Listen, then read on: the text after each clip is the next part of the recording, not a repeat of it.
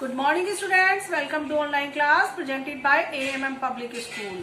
Fourth class बच्चों, आज आपका सब्जेक्ट है हिंदी और हिंदी में आप पढ़ेंगे हिंदी सेकंड व्याकरण। व्याकरण की बुक का आपका नाम है बच्चों व्याकरण वसुधा।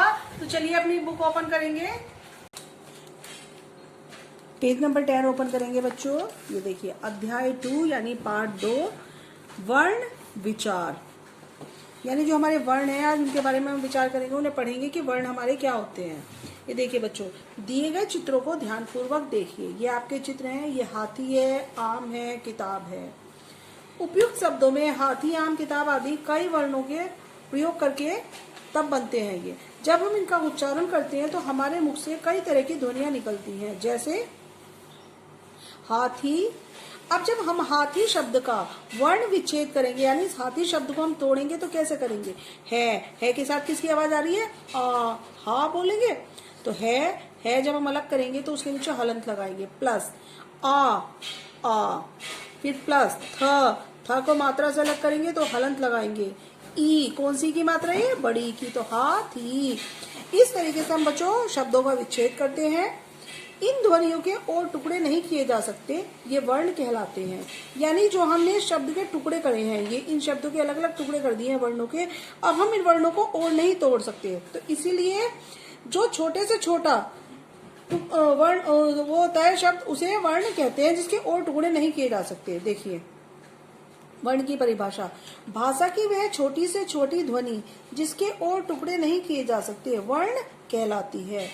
वर्णों के व्यवस्थित क्रम को ही वर्णमाला बनती है या वर्णमाला कहते हैं। व्यवस्थित क्रम बच्चों, जैसे कि हम अपने स्वर लिखते हैं या व्यंजन लिखते हैं तो उनका एक क्रम होता है लिखने का, उसे ही वर्णमाला कहेंगे। अगर हमने तोड़ मरोड़ के लिखे हैं, इधर उधर कर दिए, तो वो वर्णमाला नहीं होती है।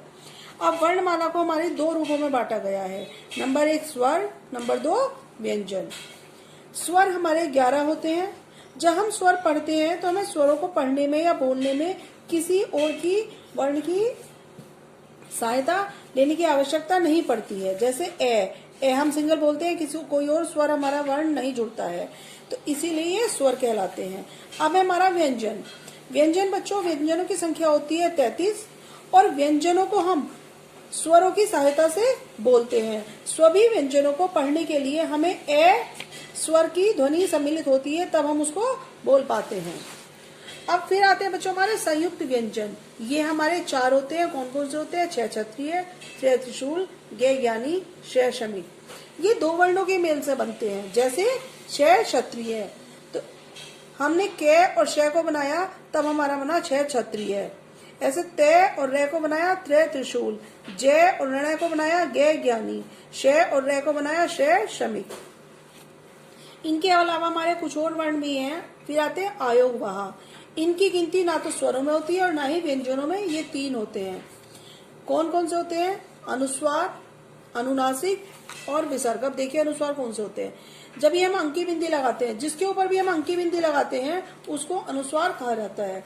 और इसकी ध्वनि, जिसकी जो आवाज होती है, नाक से निकलती है। जैसे अगर हम इस शब्द से अंकी बिंदी हटा दे तो क्या हो जाएगा? हस। लेकिन जब इसके ऊपर अंकी बिंदी लगाएंगे, हंस। ऐसे ये अंकी बिंदी हटा देंगे तो क्या बनेगा? रग। अंकी बिंदी लगाएंगे, रंग। इसी तरीके से जहां हम अनुस्वार अंकी बिंदी लगा देते हैं वो अनुस्वार वर्ण बन जाता है। फिर आते हैं अनुनासिक। अनुनासिक के ऊपर बच्चों ये देखिए चांद बनाते हैं और उसके ऊपर बिंदु, यानी चंद्र बिंदु।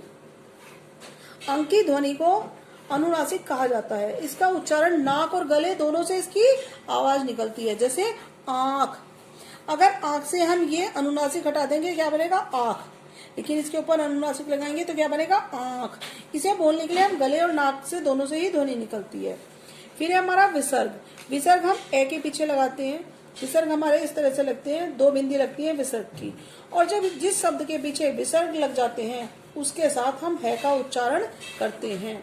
जैसे हम इसमें से विसर्ग हटा दें तो क्या बनेगा? प्रात। लेकिन विसर्ग लगाएंगे प्रातः। अत, विसर्ग हटा देंगे तो अत बनेगा और विसर्ग लगा देंगे अतः। तो विसर्ग लगाने के बाद है की ध्वनि निकलती है। विसर्गों का उच्चारण है के साथ किया जाता है। फिर आते हैं बच्चों हलंत। हलंत में ये देखिए मात्रा की तरह छोटा सा डंडा लगता है शब्दों के नीचे। यदि स्वर में व्यंजन में स्वर नहीं मिला होता तो उसके नीचे एक तिरछी रेखा लगा दी जाती है, जिसे हलंत कहते हैं। यानी अभी हमने शब्दों का विच्छेद करा था, तो जब हमने शब्द अलग करे थे, हमने स्वर और व्यंजन अलग कर दिए थे, तो उसके नीचे हम व्यंजन के नीचे क्या लगाते हैं, हलंत। अब हमारे हलंत कैसे लगते हैं, जैसे के, खे, पे, दे, से, जो भी हमारे व्यंजन है उन्हें अलग कर देते हैं हम स्वर के साथ से, तो उनके नीचे हलंत लगता है। आगत ध्वनि, आगत ध्वनि क्या है बच्चों, इसमें केवल हमारा चांद बनता है, बिंदी नहीं लगती है। अंग्रेजी भाषा के अनुसार आ का प्रयोग जब भी हिंदी में होने लगा है, जैसे बॉल, कॉफी, डॉक्टर आदि, इनकी कोई ध्वनि नहीं होती है, केवल ऐसे ही लगता है उसकी एक ही ध्वनि निकलती है। अतिरिक्त वर्ण, अतिरिक्त वर्ण है बच्चों माने डे और ढे। डे और ढे का निर्माण क्रमशः डे तथा ढे के नीचे बिंदु लगाकर किया जाता है। इन्हें भी व्यंजन के रूप में प्रयोग किया जाता है, जैसे गाड़ी, पेड़, सड़क, बुढ़िया, ये किसी के साथ मिलके ही इनका यूज होता है बच्चों। स्वरों की मात्राएं, और जब स्वरों का प्रयोग व्यंजन के साथ किया जाता है तो उनका रूप बदल जाता है, इसी बदले हुए रूप को मात्रा कहते हैं। अब जैसे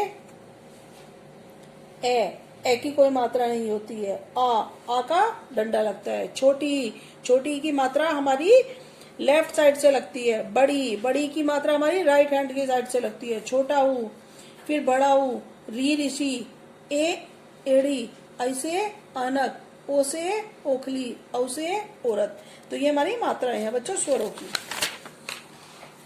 विशेष, रे पर ऊ तथा ऊ की मात्रा निम्न प्रकार से लगाई जाती है। जैसे रे की मात्रा कैसे लगेगी, रे ऊ, रे के साथ मात्रा इस तरह से लगाए थे, रुपया, रुचि, रुई आदि बनता है।